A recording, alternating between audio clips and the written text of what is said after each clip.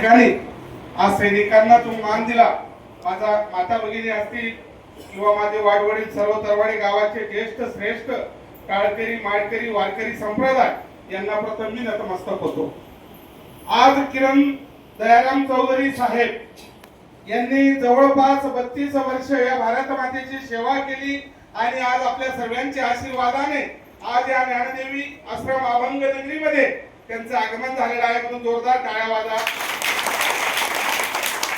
सर्वप्रथम माझ्या माता भगिनींना, माझ्या संपूर्ण गावाचे ज्येष्ठ श्रेष्ठ मंडळींना हे माहिती नसेल की आपण किरण दादांचा सत्कार का करतोय। किरण दादांना सर्व ओळखतात, पोलीस पाटील दादांना सर्व ओळखतात, विमलताईंना सर्व ओळखतात, पुत्र असावा असा गुंडा त्याचा तिन्ही लोकी झेंडा। तर किरण दादांनी 32 वर्षाच्या या कारकिर्दीमध्ये एक असा पराक्रम केलेला आहे, तो पराक्रम मी नानू माऊलींनी सांगितल्याप्रमाणे मी आपल्या समोर मांडतो।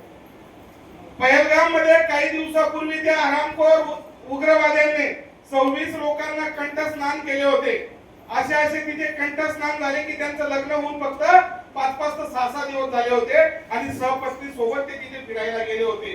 तर तिथे त्यांना आपल्या प्राणाची आहुती द्यावी लागली आणि 4 उग्रवादी पाकिस्तान मध्ये येऊन त्या पहलगामच्या ठिकाणी त्यांच्यावर अंधाधुंद गोळीबार केला आणि त्यांना त्यांचा धर्म विचारून मारून टाकलं। त्यांची फक्त गलती एवढीच होती की भारताचं टुरिझम म्हणून एक चांगलं क्षेत्रफळ, काश्मीरला आपण जन्नत म्हणतो, त्या ठिकाणी ते फिरायला गेलेले असताना त्यांना मृत्युमुखी पाहावा लागला।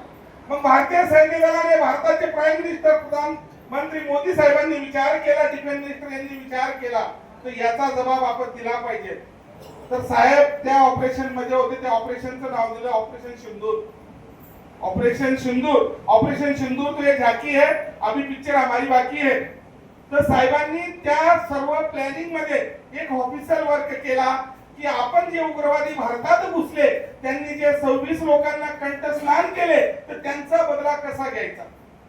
तर आपले काही जवान, भारताचे जवान पाकिस्तान मध्ये जाऊन पाकिस्तान मधल्या काही ठिकाणचे जे त्यांचे उग्रवादी ट्रेनिंग सेंटर आहेत ते बर्बाद झाले, बरेचसे पाकिस्तानी सैनिक मारले गेले, उग्रवादी मारले गेले।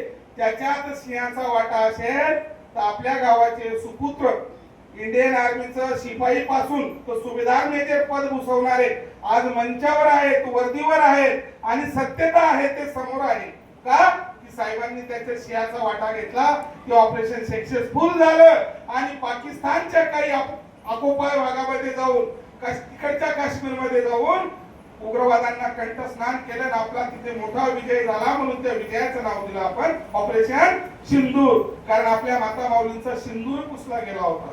कारण त्या माता माऊलींनी 8 दिवसात लग्न झाल्यानंतर तुम्ही मला सांगा काय आयुष्य बघितलं असेल। तिचा सिंदूर पुसला गेला, त्या सिंदूरचा बदला घेतला आणि त्या बदल्यामध्ये जर खरोखर कोणी भूमिका गाजवली असेल, या तालुक्याचे सुपुत्र, या जिल्ह्याचे सुपुत्र, या साई नगरीचे सुपुत्र आणि खानदेश पुत्र, खानदेश रत्न किरण चौधरी साहेबांनी फार मोठी तोलामोलाची भूमिका गाजवली आणि आज आपल्या सर्वांच्या आशीर्वादाने ते मंचावर आहेत। निश्चित रूपी तरवाडे गावाचं नाव त्या दिल्लीपर्यंत गेलं आणि निश्चित रूपी नानासाहेबांना माहिती आहे, सर्व सैनिकांना माहिती आहे, साहेबांचं नाव महामाहिम द्रौपदी मुर्मू भारताच्या राष्ट्रपती यांच्या हातून यांचा सत्कार होण्याचा रिक्वायरमेंट झालेला आहे।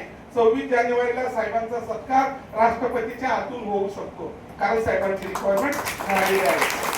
आणि आपल्यासाठी कौतुकास्पद आहे, कारण आपल्या गावाचे मुलं आज नाही काही तर 100-150 मुलं भारतीय थलसेनेत कार्यरत आहेत। सर्व गरिबाचे मुलं आहेत, शेतकऱ्याचे मुलं आहेत, श्रीमंताचा कोणाचाच मुलगा जाऊ शकत नाही, फक्त तो शेतकऱ्याचा मुलगा आर्मीत जातो आणि शेतकऱ्याचा मुलगा जर तिकडे नाव कमवतो आणि बाप आपल्या काळ्या मातीशी झुंजत राहतो। म्हणून जय जवान जय किसान ही आस्था होती आणि राहील। किरणदादा चौधरी यांनी खूप मोठी कामगिरी केलेली आहे, सैनिकांचा फार मोठा मान सन्मान वाढवलेला आहे। चौधरी कुळाचा झेंडा लावलाय, तरवाडे पेठ गावाचं नाव रोशन केलेलं आहे, म्हणून साहेबांचा सत्कार ज्ञानदेवी आश्रम अभंग नगरी टाळकरी माळकरी वारकरी संप्रदाय यांनी ठेवलेला आहे। सर्व आलेले भाविक यांचा आशीर्वाद मिळालेला आहे, त्यामुळे आम्ही सर्व सैनिक आणि सैनिकांचे सर्व हृदयस्थान आपले आभारी राहू। तरवाडे गावात मागे देखील आपले उमेश भगवान पाटील काश्मीरमध्ये कार्यरत असताना 4 लोकांचा प्राण वाचवला, डायरेक्टली उडी नदीमध्ये मारून दिली आणि स्वतःचा विचार न करता त्यांनी देखील 4 जवानांचा जीव वाचवला, त्यांच्याबद्दल सुद्धा टाळ्या वाजवा।